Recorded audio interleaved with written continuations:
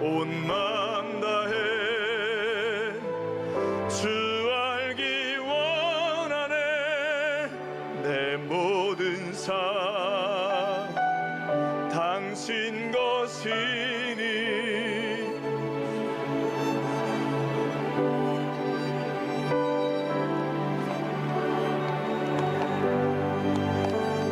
오늘 우리 겟세마네 동산에서 기도의 두 번째인데요. 지난 시간에는 예수님에게 초점을 맞췄다면 오늘은 제자들에게 초점을 맞추려고 합니다.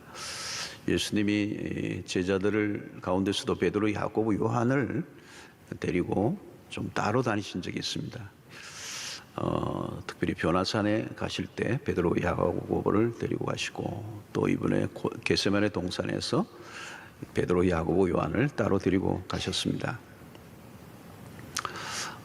변화산에서는 예수님의 모습이 영광스럽게 변했기 때문에 영광의 그 그리스도, 그리고 그것을 본 제자들이 참 황홀했습니다. 근데 오늘 겟세마네 동산에서 베드로, 야고보, 요한이 본 그리스도는 고뇌하는 그리스도, 고통 속에서 즐겨하시는 그리스도의 모습을 이제 보게 되었습니다. 자, 예수님의 이 겟세마네 동산은 굉장히 의미 있는 장소입니다. 예수님이 평소에 기도하러 다니셨던 곳이고, 그곳에서 이제 마지막 그리스도의 십자가를 앞둔 그 십자가로 가기 직전에 겟세마네 동산의 기도가 매우 중요한 시간입니다. 자, 제자들을 데리고 가신 이유가 뭘까? 특별히 베드로, 야고보, 요한을 데리고 가신 이유는 첫 번째로는 다가올 고난을 준비하기 위해서 제자들을 데리고 왔습니다. 십자가 사건은 예수님에게도 굉장히 시련의 시간이지만 제자들에게도 역시 동일하게 어려운 시간이 다가오고 있다는 것을 의미합니다. 그러므로 제자들에게 영적으로 준비하도록, 다가올 환난을 준비하도록, 그래서 이 세 사람의 제자들을 데리고 가셨습니다. 둘째는 주님이 제자들에게 기도를 가르쳐 주시기 위한 목적도 있는 것 같아요. 예수님은 공생의 출발도 기도, 또 마침도 기도로 마무리하고 있습니다. 예수 그리스도의 생애에 기도를 빼고는 얘기할 수가 없어요. 그래서 제자들에게 이제 제자들과의 시간이 얼마 남지 않았기 때문에 제자들에게 기도의 모습을 보여주시는 것도 아마 중요한 목적 중에 하나였지 않겠나 하는 생각이 듭니다. 셋째는 이제 지금 예수님이 매우 힘든 시간을 보내고 있습니다. 십자가라는 거대한 사건 앞에 있기 때문에 제자들의 역할이 필요한 것입니다. 제자들은 주님의 고난에 이제 동참을 하는, 홀로 가시는 게 아니고 그리스도의 십자가의 길에 제자들이 함께 고난에 함께 동참하고, 또 마음을 같이 나누고, 또 예수님과 함께 기도에 동참함으로 이 다가올 어려움을 이기도록 그렇게 하시기 위한 목적으로 베드로, 야고보, 요한을 데리고 갔습니다. 의미 있는 동행이죠. 자, 그런데 오늘 이 겟세마네 동산에서 예수님의 제자들이 보인 모습은 예수님과 굉장히 대조적입니다. 예수님은 겟세마네에서 기도로 승리하셨지만 제자들은 무참하게 무너집니다. 제자들의 실패는 곧 기도의 실패라고 할 수가 있습니다. 예수님이 제자들에게 시험에 들지 않게 깨어 있으라, 그렇게 말씀을 합니다. 이 깨어 있으라, 시험에 들지 않게 깨어 있으라. 그리고 3번이나 계속 또 잠을 자는 사람들을 가서 깨우고 또 기도하러 가시고, 또 와서 보면 또 자고 있고, 또 깨우고 가시고, 3번이나 깨우셨습니다. 그렇지만 이 제자들은 깊이 잠이 들어요. 이 겟세마네라는 이름의 뜻이 뭔가 하면 기름 짜는 틀이라는 의미가 있습니다. 기름을 짜는 틀, 아주 쥐어짜서 기름을 짜는. 그러니까 사실은 예수님의 기도도 기름을 짜듯이 쥐어짜는 그런 시간을 보내고 있습니다. 그런데 이 제자들은 전혀 힘없이 무너지고 있는 모습, 기도의 자리에서 잠을 자고 있는 모습을 보이고 있습니다. 사실 이 기도의 자리가 참 중요합니다. 또 마귀가 노리는 것도 하나님의 백성들이 기도의 자리에서 기도하지 못하게 하는 것. 기도할 때 기도하지 못하면 결국은 실패하게 되죠. 그래서 우리가 그리스도인들이 실패한 모든 자리에 가보면 뭐가 있느냐면 그거는 틀림없이 기도가 없어요. 기도가 빠지면, 기도가 약해지면 그것은 시험이 다가오게 됩니다. 그래서 기도와 시험, 이건 항상 연결되어 있는 단어입니다. 기도에 실패했던 제자들은 나중에 혹독한 대가를 지불하게 되죠. 기도할 때 기도하지 않았던 후유증이 얼마나 큰가를 이제 앞으로도 우리가 마가복음 남은 이 장면에서 우리가 확인하게 됩니다. 자, 그러면 우리는 오늘 이제 초점을 맞춰야 될 것은 왜 제자들이 깨어 기도하지 못했을까 하는 그 요인을 좀 찾아보려고 합니다. 자, 결정적인 요인을 예수님이 이미 말씀하셨습니다. 38절에 시험에 들지 않게 깨어 있어 기도하라. 마음에는 원이로되 육신이 약하도다 하시고, 이 대목입니다. 예수님이 하신 진단이야. 제자들을 보시면서 안타까운 마음으로 하신 말씀입니다. 너희들이 마음은 원하는데 육신이 매우 약하구나. 자, 예수님은 인간적인 연약함을 알고 계십니다. 이해하고 계세요. 너희들이 참 약하구나. 자, 여러분, 여기에서 이것은 예수님이 하셨다는 말씀을 우리가 기억해야 합니다. 예수님이 제자들을 보면서 참 약하구나, 이런 거예요. 근데 우리는 주로 이걸 우리가 많이 써먹습니다. 몸이 약하다.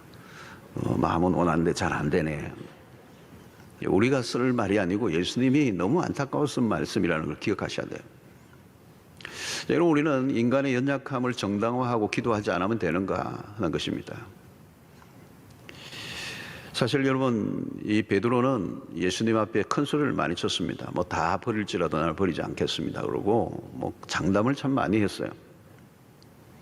아마 베드로는 자기 자신이 이렇게 무참하게 무너지고 잠을 자고 이렇게 나가 떨어질 일이라고는 생각하지 않았을 겁니다. 그리고 이런 연약한 모습이 결국은 십자가의 길에서 예수님을 부인하는 단계까지 가는 거거든요. 이 큰 소리를 베드로가 안 쳤다면 모르겠는데 큰 소리를 평소에 나는 누구보다도 예수님을 잘 따를 것처럼 얘기했던 베드로인데 지금 이렇게 힘없이 무너지고 있습니다. 여러분, 이게 이 자신감이죠. 그릇된 자신감, 근거 없는 자신감. 언제 큰 소리를 주로 많이 치느냐 하면 뭘 모를 때, 무지몽매할 때 큰 소리를 많이 칩니다. 자기가 잘할 수 있다고 믿었던 것이죠. 자기 과신, 지나친 자기 과신입니다. 여러분, 우리가 열심히만 하면 되는가 하는 것이죠. 베드로가 얼마나 열심히였습니까? 근데 열심보다 자기 자신을 바로 알아야 돼요. 여러분, 누가 깨어 있을 수 있습니까? 자신이 얼마나 연약한 존재인가를 깨닫는 사람입니다. 누가 기도하죠? 자신의 연약함을 인정하는 사람입니다. 주님은 잠이 든 제자들을 안타깝게 바라보시면서 참 너희들이 약하구나. 몸이 말이 안 듣는구나. 여러분, 주님은 너희들의 마음은 원함이 있지만 육신이 약하다. 무슨 뜻입니까? 이것은 제자들은 마음의 원함보다 몸의 요구를 따르고 있다는 것입니다. 문제가 무엇이죠? 그들의 몸이 아직 훈련이 안 된 것입니다. 마음이 원하면 몸도 따라가야 합니다. 훈련을 하는 이유가 뭘까요? 몸과 마음의 일치를 위해서입니다. 중요한 거죠, 여러분. 몸이 있는 곳에 마음이 있어야 되고 마음이 가는 곳에 몸도 가야 돼요. 그게 일치라는 거죠. 그래서 그렇게 몸이 있는 곳에 마음이 있고 마음이 가는 곳에 몸도 있을 수 있는 이것은 훈련된 몸인데 그것은 이게 하루아침에 되는 것은 아니죠. 마음은 기도하고 싶은데 몸이 안 따라주면 아직 성화된 몸이라고 말할 수 없는 겁니다. 바울이 로마서 7장에 유명한 말을 했습니다. 19절로 20절에 내가 원하는 바 선은 행하지 아니하고 자기가 원한대요, 선을. 그런데 행하지 않는 거예요. 도리어 원하지 아니하는 바 악을 행하는도다. 이중적인 거잖아요. 만일 내가 원하지 아니하는 그것을 하면 이를 행하는 자는 내가 아니요 내 속에 거하는 죄다. 바울이 늘 갈등하고 있는 고민하는 인간의 모습을 표현한 것입니다. 몸과 마음이 따로 노는 상태. 선을 행해야지 말은 하는데 악을 행하고 있는 형. 죄를 짓지 말아야지 하면서 죄를 짓고 살아가는 사람. 너희가 마음은 원하는데 몸이 약하구나. 내 몸이 내 마음대로 움직이지 않는 겁니다. 여러분, 내 몸이 내 마음대로 안 된다는 말은 내 몸이 아니라는 얘기입니다. 마음의 원함보다 몸의 원함이 더 세면 몸의 지배를 받고 살고 있다는 것입니다. 우리의 몸은 언제나 육체의 소욕을 따라 움직이려고 하는 성향이 있어요. 왜냐하면 우리는 죄인이기 때문에. 그래서 육체의 소욕의 지배를 받으면 육체의 열매를 맺을 수밖에 없는 것입니다. 결심을 해도 또 무너지는 겁니다. 성령의 소욕과 육체의 소욕이 내 안에서 싸우고 있다. 갈라디아서 바울이 얘기하고 있죠. 디자예요. 육체의 소욕, 육체의 디자예요. 성령의 디자예가 내 안에서 싸우고 있다는 거예요. 그래서 몸이 성령의 지배를 받도록 지속적으로 훈련하지 않으면 이 몸이 쓸모가 없는 몸, 무기력한 몸, 사고뭉치의 몸이 된다는 거예요. 여러분, 몸을 그대로 두면 안 됩니다. 제자들은 물론 피곤했을 겁니다. 여러분, 따라다니면 참 따라다니는 사람은 늘 피곤해요. 그러나 제자들은 지금 잘 때가 아닙니다. 비상 상황이기 때문에. 피곤하지만 깨어 기도해야 합니다. 잠이 오지만 극복해야죠. 자기 자신의 몸을 쳐서 복종시키라고 하는 바울의 얘기처럼. 그런데 그들은 육체의 한계에 갇혀 일어나지를 못해요. 여러분, 사실 피곤하긴 하겠지만 이 베드로와 이 안드레 형제는 다 이 바닷가에서 고기를 잡던 잔뼈가 굵은 이 골격이 있고 예수님보다 훨씬 더 건강한 몸이에요. 몸으로 따진다면. 피곤하다면 예수님이 더 피곤하셨겠죠. 지금 그들은 일어나지 못해요. 이 육체의 한계에 갇혀 있는 것입니다. 사실 이 잠이 오는 것 이해할 만하잖아요. 수면욕 강력한 거잖아요, 여러분. 인간에게 수면욕이라는 건 대단한 거예요. 때로는 예배 때도 잠을 잘 수 있습니다, 여러분. 저는 예배 때 주무시는 분 전혀 저는 그렇게 탓하지 않습니다. 상관없습니다. 피곤하니까 주무시겠죠. 얼마나 피곤하시면 주무시겠습니까? 그리고 오죽하면 교회까지 오셔서 주무시겠습니까? 집에서도 주무실 수 있는데 교회까지 오셔가지고 그래도 잠이 오지만 예배를 드리러 오신 분 대단한 겁니다. 대단한 거예요. 그런데 문제는 매주 잔다면 문제가 있어요. 한 주가 아니고 매주 주무시는 분. 그건 육체의 문제가 아니고 영적인 문제예요. 가끔 조는 거는 그건 뭐 누구나 가능합니다. 예. 근데 항상 존다. 설교가 시작되기 전부터 주무신다. 그건 영적인 문제입니다. 설교자의 문제가 아닙니다. 한참 있다가 설교가 진행되는 가운데 주무시는 것은 설교자의 문제가 있을 수도 있습니다. 얼마나 지루하게 설교를 해서는 주무시겠습니까? 그래서 어떤 분은 아예 여기 우리 교회는 기둥이 별로 없어서 감사한데 이 건물 구조적으로 기둥이 많은 교회들이 있어요. 그 사각지대가 생기는 겁니다. 오시면 거기에 피난처 되시면 거기에 누워서 여러분, 영적으로 훈련된 몸은 기도해야 할 때 기도합니다. 몸은 피곤해서 들어눕고 싶어요. 몸은 피곤해서 도무지 내가 몸으로는 지쳐서 지금 들어눕고 싶은데 영이 허락을 안 하는 거예요. 도무지 누워 있을 수가 없어. 누워 있으면 육체는 피곤한데 내 영은 괴로워. 기도하지 않으면 죽을 것 같아. 숨이 막힐 것 같아. 그래서 자다가도 벌떡 일어나는 거예요. 여러분, 몸이 원하는 대로 끌려다니지 않는다는 거예요. 훈련된 몸은 그렇다는 거예요. 자신의 잠든 영혼을 깨워 자신의 몸을 의지적으로 기도의 자리에 나가게 만들어서 그 몸이 마음에 원하는 대로 따라와 주도록 훈련되어 있어요. 그게 그런 걸 가르쳐서 뭐라고 해요? 경건이 몸에 배어 있다라고 얘기해요. 그것을 우리는 배어 있다는 그 상태가 뭐예요? 경건의 능력이 있다는 거죠. 디모데후서 3장 5절에 경건의 모양은 있으나 경건의 능력은 부인하니 이 같은 자들에게서 내가 돌아서라. 모양만으로 안 된다는 겁니다. 신앙은 그 모양만으로 되는 게 아니에요. 경건의 능력이 있어야 되는데 그것은 지속적인 노력을 통하여 몸에 영적인 습관이 잡혀 있는 상태. 여러분, 요즘 다양한 형태의 중독 환자들이 참 많습니다. 이 애딕션, 중독이 참 심각해요, 요즘. 여러분, 중독이 뭡니까? 자기 몸과 마음이 따로 놀고 있는 겁니다.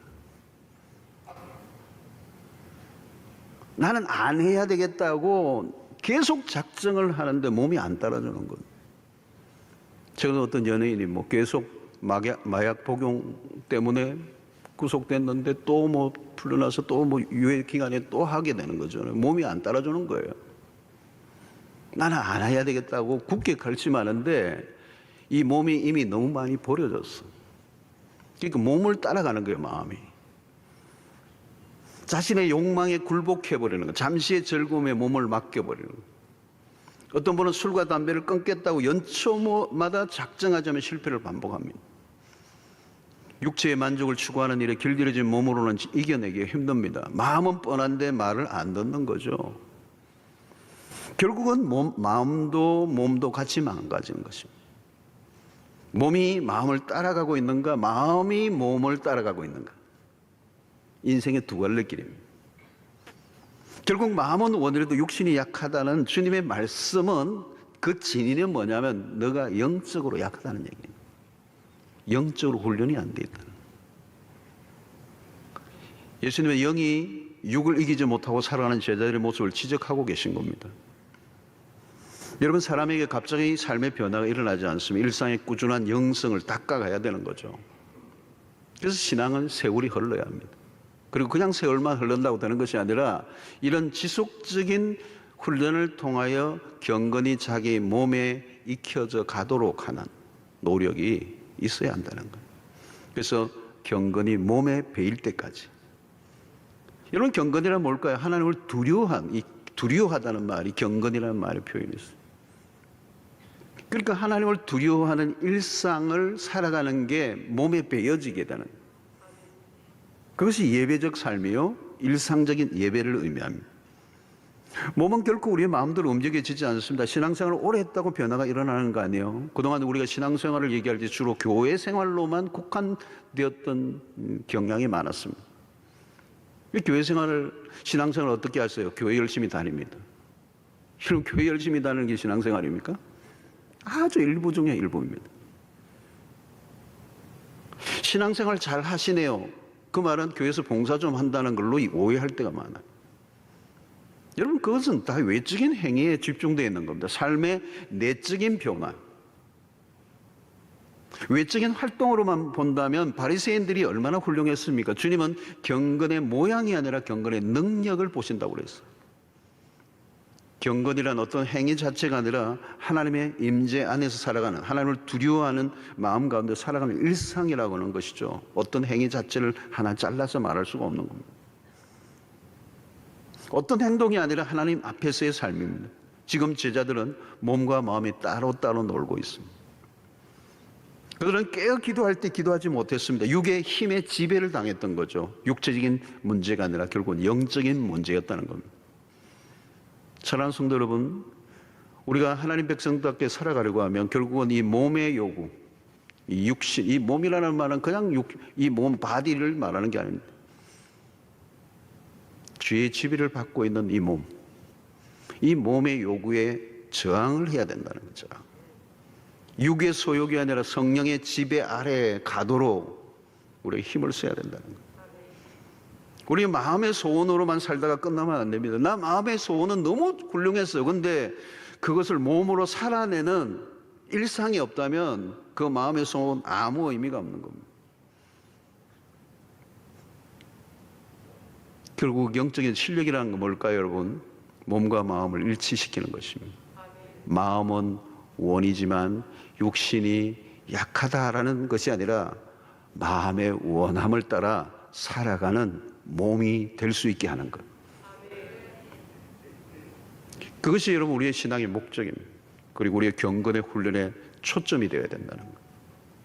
여러분 신앙생활하면서 얼마나 귀한 말씀들을 들으면서 말씀을 깨달으면서 계속 우리의 삶에 그 말씀이 우리의 마음속에 먼저 심화될 뿐만 아니고 그 심화된 그 말씀이 실제 우리의 삶으로 움직여지도록 하는 것. 그래서 어떤 분은 그러잖아요. 참 세상에 멀고 먼 게 머리에서 가슴이라고. 그게 아는데 가슴으로까지 오지 않는 거예요. 근데 여러분 가슴까지 오는 것을 끝나지 않고 이게 발로 가는 것까지가 어려워요. 그 말씀을 행동화하고 움직이는 단계까지 가는 게 이게 어떤 사람은 한평생이 걸릴 수도 있어요. 여러분 우리의 원함으로 그치지 않고 원함이 행함으로 바뀌는 역사가 있게 되기를 축원합니다. 두 번째 우리가 깨어 기도하지 못했던 이유가 뭘까? 자, 예수님과 예수님의 제자들의 거리, 지금 겟세마네 동산의 거리를 좀 생각해 볼 필요가 있어요. 얼마나 떨어져 있길래 예수님이 그렇게 기도하는데도 몰랐을까? 누가복음 22장 41절을 보면 그들을 떠나 예수님이 돌 던질 만큼 가서 무릎을 꿇고 기도하여 그랬습니다. 글쎄요, 뭐 돌도 돌 나름이겠죠. 그리고 야구 선수가 던진 돌하고 애가 던진 돌하고 다르겠죠. 거리가 어느 정도 될지 모르지만 제가 보기에는 그렇게 멀지는 않았을 거라는 거예요. 적당한 거리였을 거예요. 자, 그러면 예수님이 지금 어떤 기도를 드리고 있습니까? 그냥 의례적인 기도를 하고 계시는 분이 아닙니다. 예수님은 지금 지난주에 살펴봤던 것처럼 통곡과 눈물로 기도하고 계십니다. 아빠, 아버지요. 그 소리가 아마 그 계곡을 채웠을 거예요. 뭐 동산이 겟세마네 동산이 뭐 엄청나게 그 넓은 그러면 광야도 아니고 그저 이런 동산이란 말이죠. 그러니까 통곡과 눈물로 지새우시는 그 예수님의 그 기도는 평소 기도와 달랐을 겁니다. 왜? 십자가를 목전에 둔. 제자들이라면 예수님의 그 기도에 반응해야 되잖아요. 예수님이 스승이 오늘 기도가 좀 다르다. 눈물, 이 정말 그 땀방울이 핏방울과 같이 되더라 할 정도의 기도였으니까 제자들이라면 느낄 수 있잖아요, 여러분. 가끔 저도 교인들이 기도 소리를 들으면 저 기도는 저 집안에 무슨 일이 일어났다. 이 기도를 들으면 뭐가 오잖아요, 여러분. 기도라는 건 마음과 마음이 통하는 거잖아요. 그 기도 소리에 뭔가가 잘 담겨 있단 말이죠. 그런데 예민하게 반응해야 되는데 예민하게 반응하기보다는 오히려 잠을 자고 있다는 거예요. 와서 깨워도 자고 와서도 깨워도 자고. 이 말은 여러분 이것은 좀 뭔가 심각한 것입니다. 그냥 잠잤다라고 하기에는 뭔가가 그보다 더 넘어 뭔가가 있다는 거예요. 이것은 예수님의 제자들이 예수님과 지금 다른 길을 걷고 있다는 겁니다.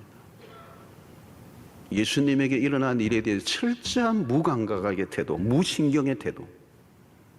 그러지 않으면 그렇게 그 정도의 지금 거리에서 그렇게 절규하며 기도하는데 스승인 예수님의 기도에 대해서 전혀 무반응의 상태를 드러내고 그렇게 잠을 잘 수 있겠느냐는 다른 길을 걷고 있는 겁니다. 그러니까 예수 그리스도는 지금 십자가의 길을 걷고 있지만 제자들은 십자가와 상관없는 길을 걷고 있는 것입니다. 여기 핵심은 뭘까요, 여러분? 영적인 무지입니다. 영적인 무지. 영적인 무지가 영적인 무감각을 가지고 오게 돼요. 그 무감각한 상태는 예수 그리스도와의 그들의 관계가 이미 단절되어 있는 거예요. 눈이 영적 무지는 뭐예요? 눈이 가려진 상태입니다. 무슨 일이 일어나고 있는지 모르는 겁니다. 제자들은 예수님의 십자가를 받아들이지 못했기 때문에 상황 파악이 못된 거예요. 앞부분에 예수님이 계속 십자가를 얘기하셨지만 제자들은 십자가를 부정했어요. 그런 일이 일어나서는 안 된다고 베드로가 손을 쳤어요. 결국 제자들의 결정적인 문제는 십자가에 대한 부정입니다. 예수님이 왜 그렇게 간절하게 기도하셨는지, 왜 그들을 깨우고 계시는지를 그들은 알지 못했어요. 제자들은 주님을 따르고 있었지만 그들 안에는 세속적인 생각으로 가득했습니다. 지속적으로 십자가 길을 거부하고 부정한 사람들. 성도 여러분, 십자가를 놓치면 다른 길을 걷게 됩니다. 예수의 십자가를 이해하지 못하면 예수와 동행할 수 없습니다. 신앙은 우리의 각오나 혹은 정신적 각성만으로 되는 일이 아니에요. 제자들은 지금 당장의 이스라엘 회복을 꿈꾸고 있습니다. 빵의 메시아를 찾았습니다. 지금 현실이 힘들어 죽겠는데 당신이 메시아로 나서지는 않고 자꾸 죽는다고 하면 어떻게 하느냐는 거죠. 제자들은 이미 십자가의 길에서 멀어져 있었습니다. 예수님의 말씀을 알아듣지 못했습니다. 자기들의 문제에 빠져 있고요. 예수님이 죽느냐 사느냐의 문제는 그들에게 주제가 아니었습니다. 뭐 죽든지 말든지. 그들은 자기 자신의 문제에 몰두해 있습니다. 여러분, 이 잠을 잔다는 것은 결국은 영적 무지입니다. 다르게 표현하면 그리스도의 십자가에 대한 부정. 여러분, 십자가를 무시하면 우리의 삶도 마찬가지 영적인 잠에 들 수 있습니다. 굉장히 중요한 기준, 우리의 신앙의 기준은 십자가입니다. 여러분, 현실에 안일한 삶을 살아가다 보면 십자가가 사라져버려요. 우리 신앙에도. 당장 잘 먹고 잘 사는 형통의 복음에 취하면 십자가와 나는 상관이 없습니다. 그런 예수가 별로 매력적이지 않습니다. 철저히 그러면 어때요? 십자가로부터 멀어지면 자기 자신이 매몰되는 겁니다. 그리고 배가 부르면, 육체의 배가 부르면 영혼은 잠이 들 수밖에 없는 것입니다. 오늘 또 마귀가 거는 시험은 무엇입니까? 십자가를 거부하라는 겁니다. 예수님에게 굳이 어려운 길을 왜 선택하느냐는 거예요. 쉬운 길을 가라는 거예요. 십자가 말고 다른 길로 가라는 거예요. 마귀가 예수님에게도 계속 속삭이는 거예요. 십자가가 아닌 다른 길을 선택하라. 그렇게 구태여 그 길을 선택할 이유가 있느냐. 여러분, 마귀가 예수님에게 처음 공생을 시작할 때 시험했잖아요. 이 돌들이 떡이 되게 하라. 빵의 메시아가 되라는 얘기입니다. 너의 힘으로 그 돌을 떡이 되게 하라. 만약 그랬다면 여러분, 이스라엘 백성들의 그 군중들이 얼마나 대단했겠습니까? 돌을 다 떡이 되게 했으니까 로마의 지배 아래에서 헐벗고 있는 백성들이 얼마나 감격했습니까? 그리고 예수를 임금 삼으려 했겠죠. 오병이어 사건이었어도 얼마나 그런 백성들의 요구가 있었습니까? 배가 고프면 빵을 만들어라. 배고픔을 해결해야 되지 않는가? 얼마나 당연해 보이고 논리적으로 들리지 않습니까? 여러분, 오늘 또 십자가는 언제나 우리에게 부담이 됩니다. 예수 그리스도를 믿는 길이 사실은 넓은 길이 아니고 좁은 길이거든. 우리가 신앙생활을 하다 보면 나도 모르게 잠이 들 때가 있습니다. 무서운 것은 영적인 잠입니다. 영적인 잠에 빠지면 특징이 있어요. 내 주변에 무슨 일이 일어나는지 모릅니다. 가장 무서운 상태죠. 위기를 위기로 느끼지 못하는 것. 결국 그렇게 되면 그 상황에 적절한 행동을 하지 못하게 되는 겁니다. 그게 지금 오늘 제자들의 모습입니다. 기도할 때 기도하지 못하는 거죠. 기도의 필요성을 전혀 느끼지 못해요. 자기 자신에게 일어난 문제는 지나칠 정도로 예민하지만 그리스도에 대해서는 무관심한 사람. 제자들은 자신들의 문제에 빠져 있습니다. 주님이 죽는다고 하는데 그게 무슨 소린가 알지를 못해요. 자기들의 문제만 생기면 누가 오른편 왼편 문제가 생기니까 얼마나 열을 내고 민감합니까? 그러나 그리스도의 고난에 대해서는 전혀 관심이 없는 사람입니다. 주님이 왜 저토록 고뇌에 찬 기도를 드리고 계시는지 알 길이 없습니다. 오히려 답답해 보이는 거죠. 지금 좋은 길이 있는데, 기회가 왔는데 왜 지금 저렇게 공상을 떨고 눈물로 기도하나? 왜 죽는다는 소리는 계속 하고 있나? 사랑하는 성도들, 영적인 무지가 그렇게 무서운 것입니다. 그래서 예수 그리스도가 그렇게 고통 속에 절규하는 그 기도를 그는 듣지 못하고 깊은 잠에 빠집니다. 그래서 영적인 무지요, 영적인 타락인 것입니다. 오늘 우리는 제자들의 모습을 보면서 우리의 자신을 물어야 합니다.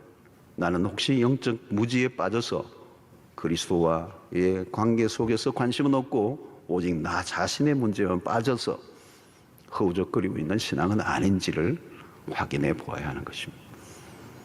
자, 오늘 본문에서 주님은 잠전 제자들을 계속 깨우시죠. 37절에 돌아와서 제자들이 자는 것을 보시고 베드로에게 말씀하시되 시몬아 자느냐? 내가 1시간도 깨어 있을 수 없더냐? 여기 보십시오. 1시 동안 1 hour. 주님 무리한 요구를 하신 게 아니에요. 지금 이 긴박한 상황에 1시간 동안이라도 깨어 있을 수 없더냐? 기도해야 할 때 기도해야 된다는 거예요. 시험은 언제 찾아오는 겁니까? 깨어 기도하지 않을 때, 깨어 기도하지 않을 때. 이런 가정의 시험이 언제 찾아오는 겁니까? 깨어 기도하지 않을 때. 교회의 시험이 언제 찾아오는 것입니까? 깨어 기도하지 않을 때. 깨어 있으면 시험을 이길 수 있습니다. 깨어 기도하고 있는 동안에 수많은 시험들이 그냥 지나가 버려요. 그러나 잠들고 있는 동안에는 속수무책입니다. 시험에 들기 전에 전조 현상이 있습니다. 여러분, 기도가 전혀 없다는 거. 기도를 하더라도 형식적으로 대충 하는 거. 깨어있지 않다는 것은 영적으로 민감하지 않는 상태를 의미합니다. 영적으로 둔감하면 지금 무슨 일이 일어나고 있는지를 알 수가 없어요. 불이 나서 알람이 울리는데도 못 들으면 어때요? 큰 사고가 나는 것입니다. 신자가 시험에 들면 결국은 혹독한 대가를 치르죠. 때로는 타락을 인하여 삶 자체가 무너져 버리고 맙니다. 여러분, 문제가 터지기 전에 기도해야 됩니다. 이게 겟세마네 동산이 우리에게 주는 굉장히 핵심적인 메시지 중에 하나예요. 문제가 터지기 전에. 기도는 사후 처리 방식이 아닙니다. 사전 문제 방지를 위해서. 오늘 주님은 오늘 세 번째 제자에게 찾아오셔서 하신 말씀 보십시오. 이 41절 42절 다시 보면 세 번째 오사 그들에게 이르시되 이제는 자고 쉬라. 그만되었다. 때가 왔도다. 보라 인자가 주인의 손에 팔리느니라. 일어나라 함께 가자. 보라 나를 파는 자가 가까이 왔느니라. 자, 이런 보십시오. 이제 자고 쉬라. 세 번째 와서는 이제 그만되었다. 때가 가까웠다. 상황 끝났다. 기도할 때가 아니다. 기도할 때 해야 된다는 거예요. 이제 상황이 왔으면 기도할 수도 없는 거예요. 타이밍입니다, 여러분. 기도할 때 하지 않으면 나중에는 상황이 닥치면 기도할 수 없어요. 왜? 상황이 나를 끌고 가기 때문에. 그렇게 중요한 것은 타이밍입니다. 상황이 지나고 난 다음에 기도하는 것은 의미가 없어요. 다가올 시험을 대비하는 기도가 필요하다는 거예요. 여러분, 언제나 그렇잖아요. 우리의 삶에 문제가 터지고 난 다음에 해결하는 건 어려워요. 터지기 전에 대비하는 기도가 그런 역할을 한다는 거예요. 자, 여러분 자세히 보면 제자들은 기도하기 딱 좋은 시간과 장소입니다. 평소에 기도하던 자리, 예수님이 늘 기도하시던 자리, 기도의 소리가 들리고, 그죠? 졸아도 주님이 깨워주시고 얼마나 좋아요. 최적의 장소와 기도의 시간에 그들은 실패하고 맙니다. 여러분, 살다 보면 하나님 우리에게 기도하라는 사인을 주실 때가 있습니다. 기도에 대한 부담을 주세요. 그때는 미루지 말고 기도해야 합니다. 뭔가 하나님께서 우리에게 기도하라는 사인을 주실 때가 있어요. 신자들이 그런 경험을 많이 합니다. 어떤 사건과 문제가 일어나기 전에 하나님은 우리에게 어떤 기도의 부담을 주세요. 그리고 그 기도를 하다 보니까 그 시험이 그냥 지나가 버리는 거예요. 그 때를 놓치면 나중에 후회하게 된다. 상황이 덮쳐버리면 그 다음에는 상황이 끝난 거예요. 뭐예요? 여러분, 문제가 이미 터져버렸는데. 그리고 그 다음에 나를 깨우는 것은 혹독한 시련의 바람이에요. 그 시련이 나를 깨우는 거예요. 그런 아픈 것입니다. 우리가 기대하지 않았던 상황이 갑자기 눈앞에 펼쳐진다는, 그때는 기도하고 싶어도 할 수가 없어요. 내가 스스로 통제할 수 없는 상황 안으로 밀려나기 때문에. 그래서 우리는 기도와 성령의 관계, 그 성령은 우리를 기도하게 하시되 기도에 민감하게 하시고 기도의 때를 알게 하시고 사건과 문제가 일어나기 전에 먼저 우리를 기도하게 하심으로 위기를 뛰어넘게 하시고 위기를 감당하게 하시고 위기를 넉넉하게 이겨내게 하시는 하나님. 제자들은 기도할 시간에 기도를 하지 못했어. 그래서 42절에 보니까 일어나라 함께 가자. 보라 나를 파는 자가 가까이 왔다. 가룟 유다와 대제사장의 무리들이 예수를 체포하러 왔습니다. 드디어 하나님의 아들과 사탄의 충돌이 일어나는 거대한 시간, 가룟 유다가 배신자의 모습으로 예수님에게 다가왔습니다. 주님은 잠을 자는 제자들을 그대로 내버려 두지 아니하시고 일어나라 함께 가자. 저는 이 대목이 참 주님의 마음이 넓으시다는 걸 알았어요. 그렇게 자고 또 깨우고 자고 깨우고 자고 깨우고 예수님은 너무도 고뇌에 차 계시는데 한심하게 자고 또 자는 그 제자들 그대로 자도록 내버려 두고 안 가시고 깨워가지고 일어나라 함께 가자. 여러분 이들이 누구입니까? 곧 예수를 부인하고 도망칠 제자들이에요. 한마디로 기대할 것이 하나도 없는 제자들, 인간적으로 생각하면 관계 정리를 하고 싶은 제자들. 그러나 주님은 그들을 버리지 아니하시고 십자가 이후에도 버리지 아니하시고 다시 찾아주십니다. 이미 14장 28절에 그러나 내가 살아난 후에 너희보다 먼저 갈릴리로 가리라. 그리스도가 부활하신 이후에 갈릴리로 먼저 제자들을 간다는 게, 갈릴리는 어떤 곳입니까? 제자들이 도망칠 곳입니다. 제자들은 주님을 버렸지만 주님은 제자들을 버리지 아니하셨습니다. 사랑하는 성도 여러분, 우리가 오늘 이 겟세마네 동산의 제자들을 자세히 들여다보면요, 한심하기 거지없어요. 너무도 무기력합니다. 너무도 연약합니다. 얼마나 자주 실패하는 제자들의 모습입니까? 마지막까지도 그들은 실패하는 모습이에요. 결정적인 순간에 예수를 배신하고 예수를 부인하고 도망쳐버리는 제자들. 사실 여러분, 이 제자들의 모습이 우리의 모습이 아닐까요? 사실 제자들 자체로만 본다면 소망이 없어요. 그러나 소망이 있는 이유는 포기하지 않는 하나님 때문에, 포기하지 않으신 주님이 계시기 때문에. 여러분, 우리는 우리 자신에 대해서 늘 절망하게 될 때가 많아요. 얼마나 절망합니까? 얼마나 연약하고 얼마나 실수를 많이 합니까? 우리가 예수를 믿은 세월에 비하여 우리 자신의 변화가 없이 날마다 실패하고 넘어지고 깨어지고 무기력한 모습을 볼 때가 얼마나 많습니다. 우리 자신의 모습을 보면 정말 절망할 수밖에 없을 때가 많아요. 그때 여러분, 우리가 절망해야 돼요. 그리고 절망이 깊어질수록 우리는 우리 자신을 의지할 수 없고 오직 주님만을 의지해야 한다는 이 주님에 대한 절대적 의존성을 가질 수밖에 없는 것입니다. 우리 자신에 대해서 울어야 돼요. 그리고 하나님의 은혜를 구해야 합니다. 하나님의 편에서 적극적으로 나를 붙들어주지 아니하시면 우리는 여기까지 올 수가 없었습니다. 오늘 여기까지 올 수 있었던 것은 전적인 은혜요, 주님의 붙들어 주심 때문인 것이죠. 졸고 또 졸고 또 조는 그 제자들을 다시 이렇게 세우시고 예수님의 그 십자가 사건 속에 철저히 부인하고 도망을 쳤던 제자들을 다시 만나주시는, 일으켜주시는 그 회복의 주님, 그 주님이 있기에 오늘 우리가 있는 것입니다. 제자들이 겟세마네 동산에서의 실패의 후유증은 오랫동안 이어집니다. 앞으로 우리가 볼 것입니다. 기도할 때 기도하지 않았던 대가의 지불이 얼마나 큰 것인가. 제자로서의 치명적인 실패를 했어요. 깨어있지 않는 상태에서 무슨 일이 우리에게 벌어지는지 몰라요. 사실은 영적으로 무장이 되어 있지 않는 상태. 여러분, 눈을 뜨고 있다고 깨어있는 게 아닙니다. 깨어있어야 할 때 깨어있다는 게 얼마나 중요한 일인지. 겟세마네 동산에서 주님이 제자들을 향하여 시험에 들지 않게 깨어 기도하라는 이 음성은 오늘 신약시대에 살아가는 우리 모두에게도 여전히 들려지는 음성이에요. 시험에 들지 않게 깨어있어라. 깨어 기도하라. 오늘 이 본문 속에 깨어 기도하라. 깨어 있어라. 여러분, 사도 바울이 이 서신서에서도 자주 강조하는 이 깨어, 항상 깨어라는 이 부분, 근신하다라는 이런 표현들. 오늘 이 본문에서도 한시 동안도 깨어 있을 수 없더냐. 사랑하는 성도 여러분, 깨어있지 않으면요, 우리는 신앙생활이 불가능합니다. 깨어있지 않는 상태인데 뭐게 신앙생활일까요? 그냥 마귀의 밥이죠.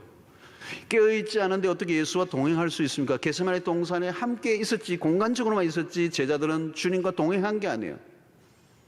오히려 깨어있지 않는 그 상태 때문에 그들도 모르게 사탄의 도구가 되는 겁니다. 여러분, 영적으로 깨어있지 않으면 예수를 우리도 얼마든지 부인할 수 있습니다. 예수를 부인할 뿐만 아니라 예수를 팔아먹을 수도 있어요. 성도 여러분, 깨어있는 신앙, 깨어있는 기도 생활 결코 쉽지 않습니다. 쉽지 않다는 걸 여러분들 아실 거예요. 오늘도 이 겟세마네 동산에 베드로와 야고보, 요한, 어쩌면 예수님의 12제자의 핵심적인 인물입니다. 인싸예요, 인싸. 핵심, 코어 멤버예요. 12명 중에서도 공을 들였던 이 세 사람. 그들은 배신하지 말았어요. 그들은 무너지지 말았어야 돼요. 가장 많은 혜택을 받았던 사람들이요. 변화산에서 그 영광스러운 주님의 변화의 모습까지 보았던 사람들이요. 근데 겟세마네 동산에 이 세 사람 한 명이라도 깨어 있었으면 얼마나 좋았겠어요. 한 명이라도 깨어 있었으면 얼마나 좋았겠어요. 여러분, 한 가정도 마찬가지야. 그 가족 속에 한 명이라도 깨어 있으면 얼마나 좋았겠어요. 한 명이라도 깨어 있으면 다른 사람을 깨울 거 아니에요, 여러분. 근데 세 사람이 다 잠이 들었어. 그 말은 제자들 다 깊은 잠에 빠졌다는 얘기고. 사랑하는 성도 여러분, 깨어있는 신앙인, 깨어있는 기도 생활로 승리하는 여러분들 되시기를 바라고, 여러분, 우리도 모르게, 나도 모르게, 여러분, 이 잠이 드는 건 나도 모르게 잠이 드는 거. 날마다 우리의 자신의 영적인 상태를 확인하고 또 확인하고 점검해야 돼요. 특별히 여러분, 우리의 몸이 영이 원하는 대로, 우리의 마음의 소원대로 따라가 줄 수 있는 성화된 몸으로 훈련될 수 있게 되길 바랍니다. 몸이 버릇없이 굴지 않도록, 몸이 원하는 대로 따르지 않고 내 마음의 원함을 따라 움직일 수 있는 몸이 되도록 훈련하는 경건의 능력이 몸에 배일 수 있게 되기를 축원합니다. 만약에 그렇지 않으면 여러분, 우리 어떤 상황에도 우리는 우리의 몸을 따라하는 거예요. 그럼 망하는 것입니다. 뿐만 아니라 우리 영적인 무지에서 깨어나야 돼요. 언제나 기준은 그리스도의 십자가입니다. 십자가보다 더 멀어지면 우리의 영혼은 잠이 들게 돼 있습니다. 십자가 무엇인지를 이해하지 못하는 사람은 이미 영혼은 어두운 밤에 쌓여 있는 것입니다. 우리는 그리스도의 십자가가 우리의 신앙의 기준이 되어야 되고, 이 세속에서 밀려오는 수없는 세상의 유혹과 이 시험을 저항하는 믿음으로 살아가셔서 주님이 오실 날을 기다릴 줄 아는 깨어있는 신앙인으로 날마다 승리하기를 주의 이름으로 축원합니다. 이제는 우리 주 예수 그리스도의 놀라우신 은혜와 하나님의 크신 사랑과 성령의 교통하심이 이 어두운 시대 영적으로 깨어 하나님의 뜻을 분별하고 주님과 동행하는 삶을 살기로 결단하고 돌아가는 주의 백성들 머리 위에 지금부터 영원토록 함께 있을지어다. 아멘.